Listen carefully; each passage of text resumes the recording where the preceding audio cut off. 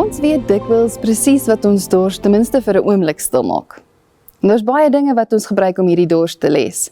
Geld, besittings, mag, maar in die konteks van verhoudings is dit partykeer die boodskap wat uiteindelik deurkom, of die kompliment, of 'n uitnodiging, of 'n prestasie, of erkenning, of die gevoel dat iemand ons nodig het en ons kies.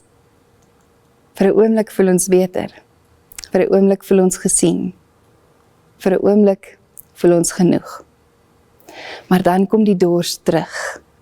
En Jesus sê vir die vrou by die put in Johannes 4, elkeen wat van hierdie water drink, sal weer dors kry.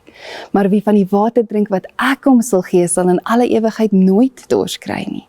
Nee, die water wat ek hom sal gee, sal in hom 'n fontein wees met water wat opborrel en vir hom die ewige lewe gee. Jesus beloof nie 'n lewe sonder begeertes of behoeftes nie. Hy beloof nie dat ons nooit weer verlange sal ervaar nie. Hy beloof nie dat mense ons nooit weer sal teleurstel nie. Maar hy bied iets dieper aan as dit waarna ons gryp. Hy bied homself aan. Hy bied 'n lewe saam met hom aan. Hy bied vervulling aan wat ons net in hom kan kry. Die lewende water waarvan Jesus praat is die lewe van God wat deur sy gees in ons woon. Dis die wete dat ons reeds geliefd is voordat iemand anders ons kies, dat ons reeds geken word voordat ons onsself moet bewys, dat ons reeds behoort voordat ons dit verdien.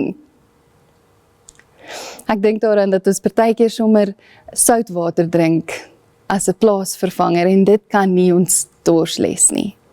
Hoe meer ons daarvan drink, hoe meer dors word ons. Goedkeuring, om begeer te word, sukses, prestasie, selfs goeie dinge soos verhoudings en liefde, kan uiteindelik die verkeerde plek in ons lewe inneem, wanneer ons daarvan verwag om vir ons te gee wat net God kan gee.